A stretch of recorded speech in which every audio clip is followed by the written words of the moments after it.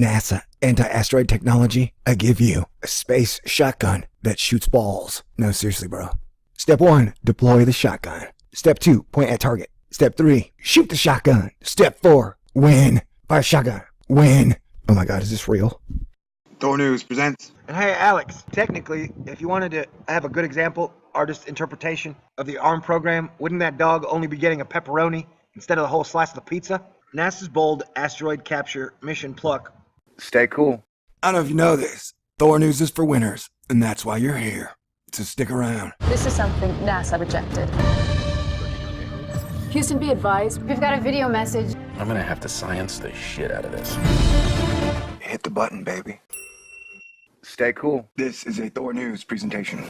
Thor News presents. Welcome to tonight's meeting of Asteroid Fight Club. 2016 is pretty fucked up. And if you haven't guessed it by now, Asteroid Fight Club is for adults. What is Asteroid Fight Club? Well, an asteroid is a metaphor for anything that can disrupt or destroy civilization as we know it. And it is our mission as our generation to not let everything fall apart on our watch, because that would be disgraceful.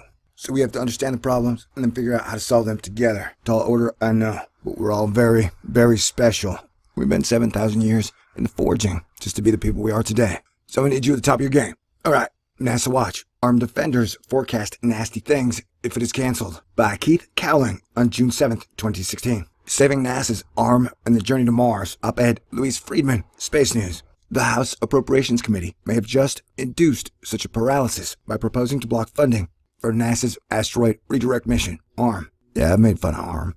It's really, if that's the best they can come up with, it's not very good. And I think it was to pluck an asteroid and then take it somewhere and then scrape it, mine it, and 3D print it. And I failed to see how that would help civilization if there was a giant space rock headed our way. And we only had like 3 months to prepare for it, or to blow it to bits out of the sky with sonic weaponry. Or an ion wave cannon.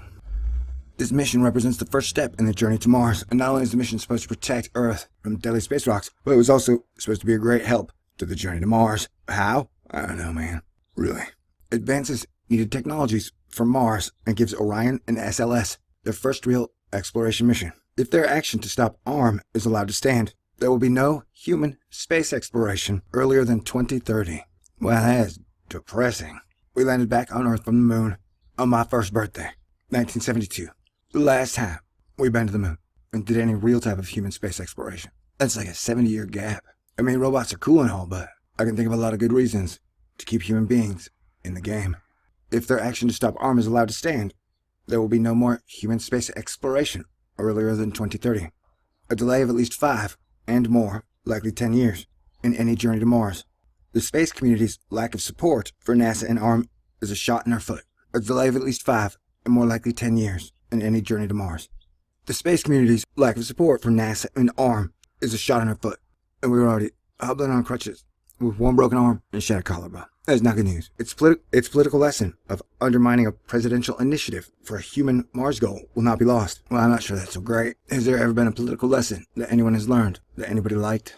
The House Appropriations Committee may have just induced such a paralysis. The community's fractionation, whereby the scientists are happy with their robotic missions, the industry is happy with their rocket contracts, and the technologists are happy with their flight demonstrations. This leaves out only the public, who would like to see a grander human venture marshalling the talents of all these communities. It's like we're strip mining our entire system. Why would Earthlings do that? It definitely has an off-world bent feel to it. Anti-human for sure. Nobody expects the artificial intelligence inquisition. Although the House language must still go to conference with the Senate, it seems unlikely anyone in that body will fight too hard to save the asteroid mission. Capitol Hill sources told ours, even if the administration vetoes the bill, it doesn't really matter to Congress, because key members of Obama's leadership team, including NASA Administrator Charles Bolden, will probably be gone next year. This year's legislation effectively lays down a marker for negotiations with the new occupant of the White House in 2017.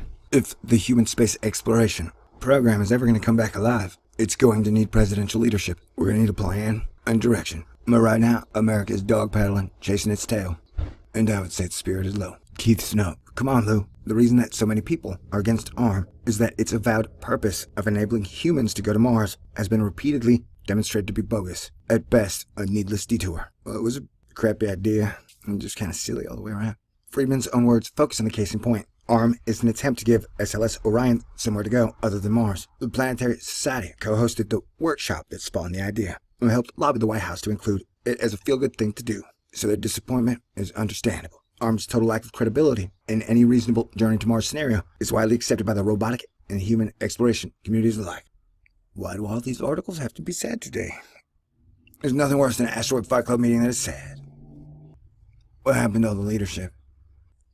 And I find myself often asking, what is the end game here? I really hope it's good, because we have all the resources on our planet and within our solar system to do whatever we want to do. At this point, we're still cavemen, but sure yet, we're driving fancy cars, we built high-rise apartments, and we're becoming fast friends with artificial intelligence.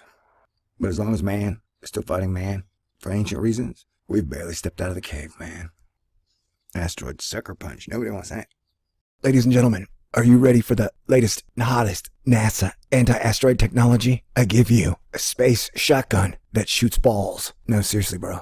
Step 1, deploy the shotgun. Step 2, point at target. Step 3, shoot the shotgun. Step 4, win. Fire shotgun. Win. Oh my god, is this real? Thor News presents. And hey, Alex, technically, if you wanted to have a good example, artist interpretation of the ARM program, wouldn't that dog only be getting a pepperoni instead of the whole slice of the pizza? NASA's bold asteroid capture mission pluck. Stay cool. I don't know if you know this. Thor News is for winners, and that's why you're here. So stick around. This is something NASA rejected. Houston, be advised. We've got a video message. I'm gonna have to science the shit out of this. Hit the button, baby.